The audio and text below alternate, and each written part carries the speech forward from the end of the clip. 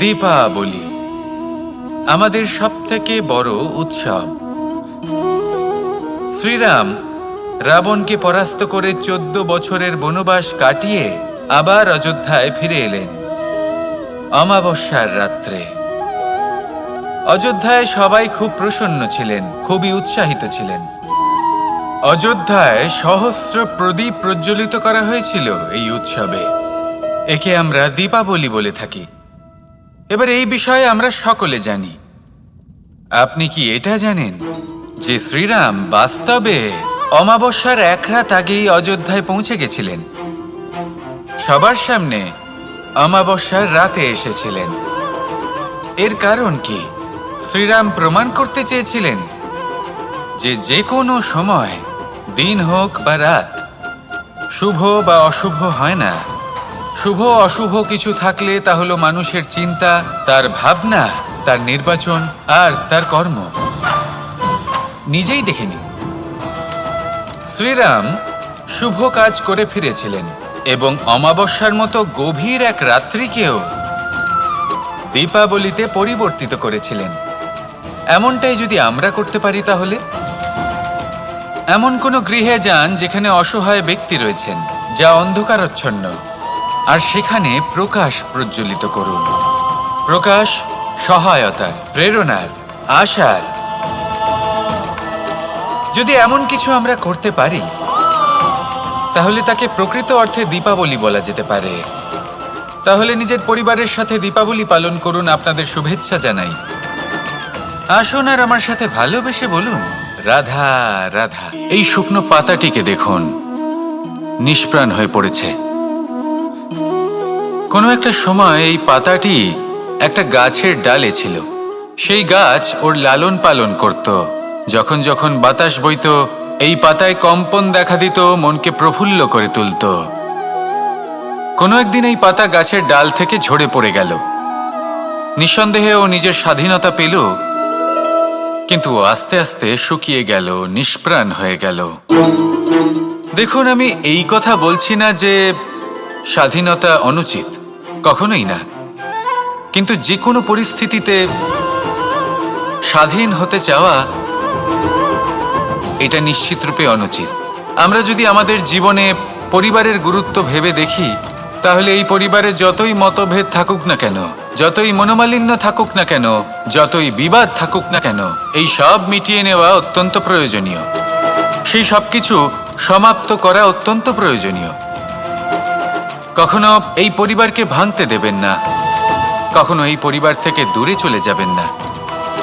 এই পরিবার হলো আমাদের জীবনের একটা অমূল্য সম্পদ, অমূল্য এক আশ্রয়, যা এই সংসারে হয়তো কোথাও আপনি পাবেন না।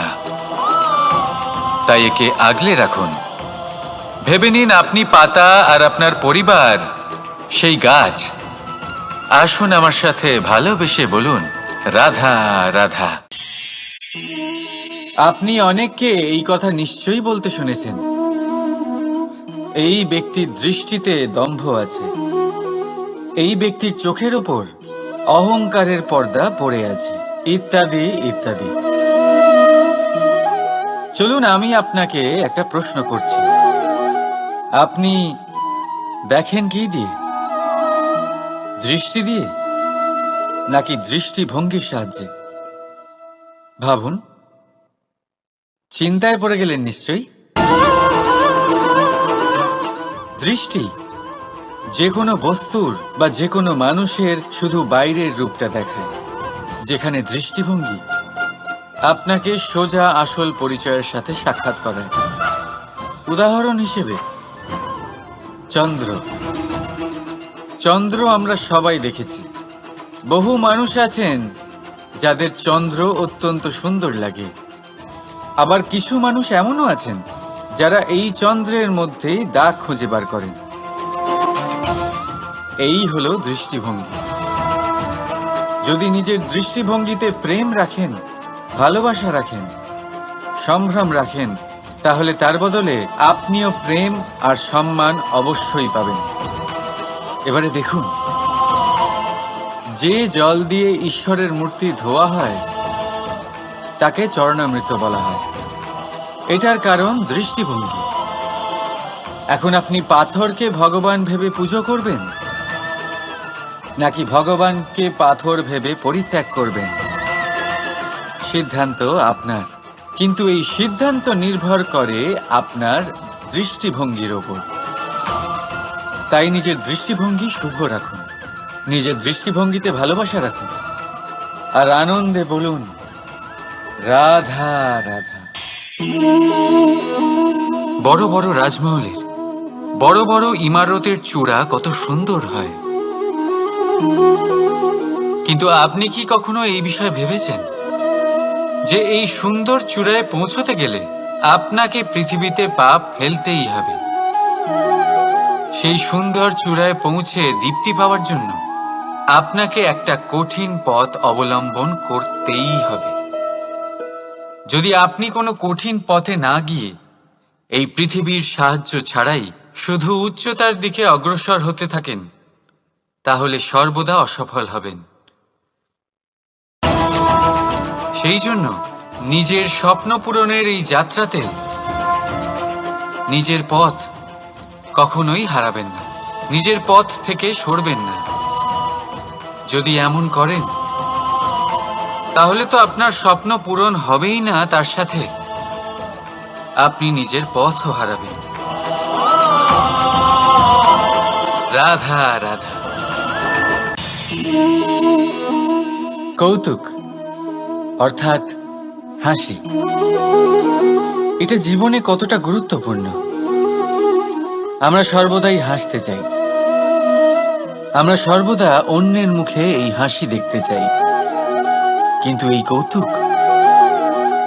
কৌতুক অনেক প্রকারের হয়, আর এই কৌতুকের ভিত্তি কি সেটাও খুব গুরুত্বপূর্ণ। কৌতুক কেবল তখনই পাবেন যখন তা শুদ্ধ মন থেকে আসবে। কৌতুক তখনই পাবেন যখন তা সামনের জনকেও হাসিয়ে তার কষ্ট হরণ করবে। এবারে যদি কৌতুক হিংসার থেকে বেরোয়, তখন তা কটাক্ষ হয়ে যায়, সামনের মানুষের মনে আঘাত করে। তারপরে সে তৈরি থাকে যে কখন আপনার উপরে আবার প্রহার করতে পারবে। তাই যদি হাস্য কাউকে ছোট করার জন্য হয়, তা হাস্য নয়, উপহাস হয়ে যায়। আর তা সামনের জনকে আনন্দ নয়, শুধু অপমান দেবে। আর অপমানিত ব্যক্তির মন তিক্ত হয়ে থাকে। তাই মনে রাখবেন যে এই কৌতুক যেন কৌতুকই থাকে, তা উপহাস বা কটাক্ষ না হয়ে যায়। রাধা রাধা। মানুষ এই শব্দের সূচনা হয় মন থেকে, আর সেই জন্যই হয়তো আমাদের এই মন এতটা গুরুত্বপূর্ণ। এবারে দেখুন না, আমাদের মনই সবকিছু চালনা করে। মনই সেই যে কল্পনা করে, মনই সেই যা কল্পনাকে বাস্তবে পরিণত করার জন্য পরিশ্রম করতে আমাদের প্রেরণা যোগায়। মনই সেই যা লোভের জালে জড়িয়ে পড়ে। মনই সেই যা অভিমানের পর্দা দিয়ে ঢেকে যায়। আর এই মনই সেই যা আপনাকে বিনাশের দিকে টেনে নিয়ে যেতে পারে। কিন্তু যদি তা পরোপকার করার ইন্ধন পায়, তাহলে এমন কোনো মহান কাজ নেই যা আপনি করতে পারবেন না। কিন্তু এই মন কি? এটা বোঝানো যায় দুটো শব্দের মাধ্যমে, দুটো সহজ শব্দ। প্রথম, একজন কুশল সেবক। দ্বিতীয়, একজন সংকটপ্রবণ মালিক। যদি আপনার এই মন আপনার নিয়ন্ত্রণে থাকে, তাহলে সে হলো আপনার সেবক। তাই আপনার অস্তিত্ব আছে। কিন্তু যদি আপনার মন আপনার কর্মের ওপরে নিয়ন্ত্রণ করে, তাহলে এই মন আপনার মালিক। আর তখন আপনার বিনাশ নিশ্চিত। তাই নিজের এই মনকে নিয়ন্ত্রণে রাখুন, কিন্তু ভালোবেসে। আসুন আমার সাথে আনন্দে বলুন, রাধা রাধা।